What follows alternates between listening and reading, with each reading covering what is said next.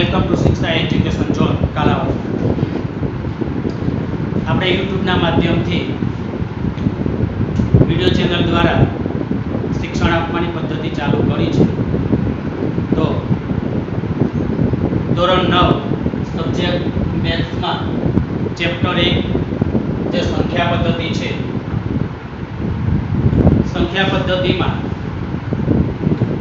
આપણે આગળના ધોરણમાં શીખી ગયા છીએ કે જ્યારે સંખ્યા રેખા ઉપર સંખ્યાઓ દર્શાવીએ છીએ ત્યારે શૂન્યને ધ્યાનમાં રાખીએ તો શૂન્યની જમણી બાજુએ ધન પૂર્ણાંકો આવેલા છે અને શૂન્યની ડાબી બાજુએ ઋણ પૂર્ણાંકો આવેલા છે।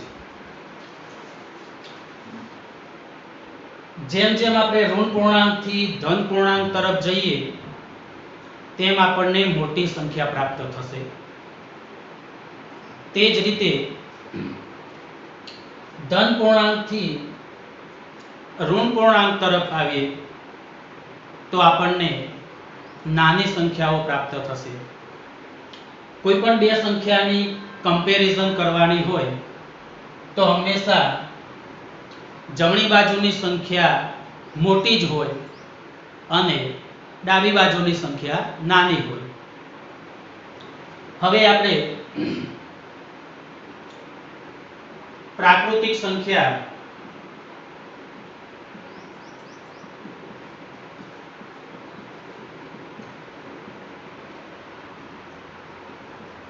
જે નેચરલ નંબર્સ ઉપરથી આપણે એને એન વડે દર્શાવીએ છીએ તો પ્રાકૃતિક સંખ્યાની શરૂઆત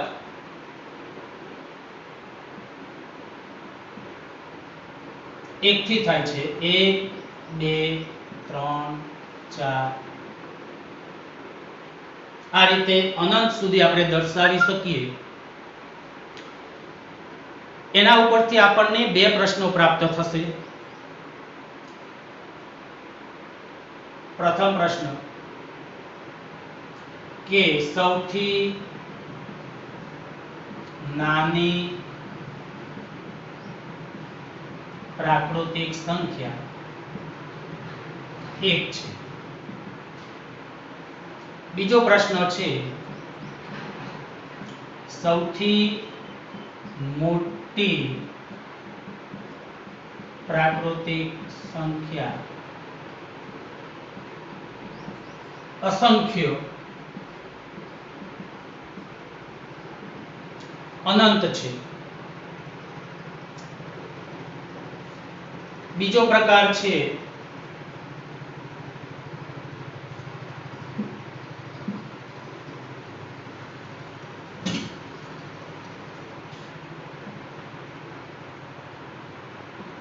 પૂર્ણ સંખ્યા। પૂર્ણ સંખ્યાઓને આપણે હોલ નંબર્સ કહીએ છીએ, એટલે કે તેનો સંકેત છે W। પૂર્ણ સંખ્યાઓની શરૂઆત 0 થી થાય છે। 0 1 2 3 4 અનંત સુધી। તો આમાં પણ મિત્રો આપણને બે પ્રશ્નો પ્રાપ્ત થશે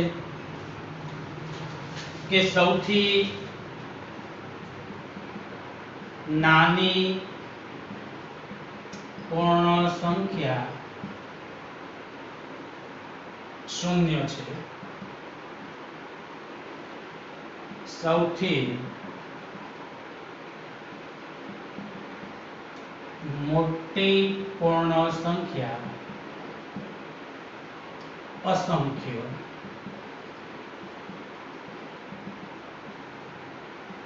અનંત છે।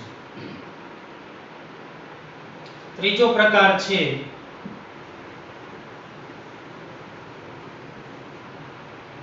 પૂર્ણાંકોનો।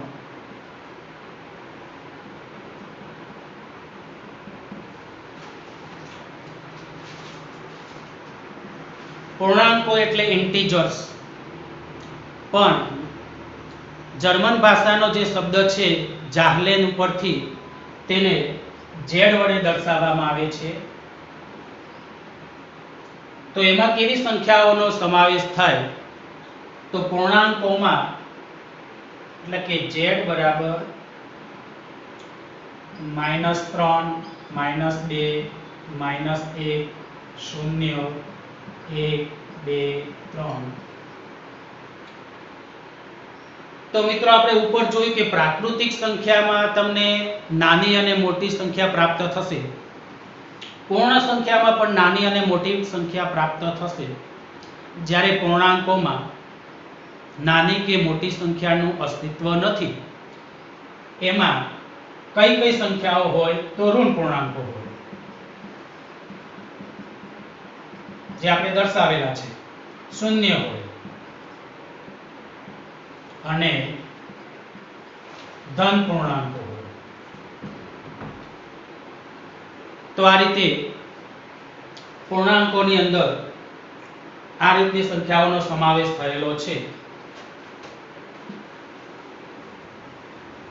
ચોથો પ્રકાર છે સમય સંખ્યા.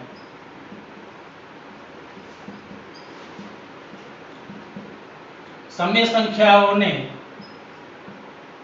સંકેતમાં q વડે દર્શાવવામાં આવે છે, જે ક્વોશન્ટ ઉપરથી, અંગ્રેજી શબ્દ ક્વોશન્ટ ઉપરથી q વડે દર્શાવવામાં આવે છે. તો મિત્રો સમય સંખ્યાઓમાં પણ નાની કે મોટી સંખ્યાનું અસ્તિત્વ નથી. તો સમય સંખ્યાઓ કેવી સંખ્યાઓ હોય? તો જે સંખ્યાઓને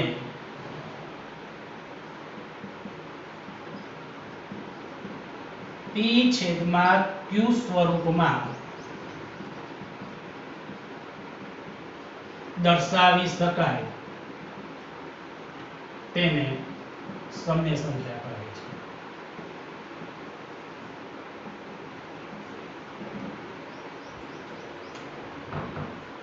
જેમાં p અને q પૂર્ણાંક છે અને q એ શૂન્યેતર, એટલે કે શૂન્ય સિવાય ની સંખ્યા છે. કૌંસમાં આપણે લખીએ કે p અને q પૂર્ણાંક અને q નોટ ઇક્વલ ટુ 0. આ ઉપરાંત જેનું દશાંશ સ્વરૂપ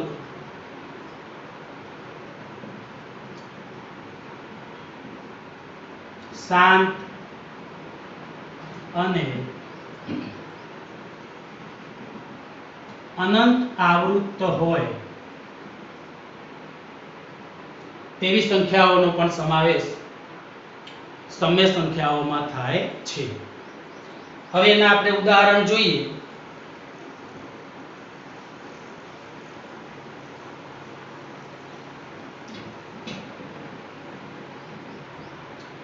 તો સૌપ્રથમ આપણે એક પ્રાકૃતિક સંખ્યા લઈએ કે 5. 5 ને તમે p છેદમાં q સ્વરૂપમાં દર્શાવી હોય તો 5 ના છેદમાં 1 તરીકે દર્શાવી શકો, એટલે સમય સંખ્યા થઈ ગઈ. તે જ રીતે પૂર્ણ સંખ્યા છે. પૂર્ણ સંખ્યાની શરૂઆત 0 થી થાય છે, તો આપણે 0 લઈએ તો 0 ના છેદમાં 1 એ પણ એક સમય સંખ્યા છે. પૂર્ણાંકોમાં આપણે ઋણ પૂર્ણાંક લઈએ કે -4, તો -4 ના છેદમાં 1. તે જ રીતે 1/3, 2/3 આ બધી પણ સમય સંખ્યાઓ જ છે, જેનું દશાંશ સ્વરૂપ આપણે આગળ જોયું તે પ્રમાણે શાંત અથવા અનંત આવૃત હોઈ શકે. તો મિત્રો આટલી વસ્તુ ધ્યાનમાં રાખશો કે પ્રાકૃતિક સંખ્યાઓ બધી જ પૂર્ણ સંખ્યાઓમાં સમાવેશ થયેલો છે. તો આપણે એને એડાથી દર્શાવીએ કે પ્રાકૃતિક સંખ્યાઓ બધી પૂર્ણ સંખ્યામાં છે. પૂર્ણ સંખ્યાઓ બધી પૂર્ણાંકોમાં પણ આવેલી છે અને પૂર્ણાંકોનો સમાવેશ સમય સંખ્યામાં પણ થાય છે, જે આપણે ઉદાહરણ દ્વારા અહીંયા જોયેલ છે. તો આ રીતે તમને ખાલી જગ્યા કે સત્ય અસત્યમાં આ પ્રશ્નો કામમાં આવશે. બસ આટલો જ આપણે આજે અભ્યાસ કરશું. ધન્યવાદ.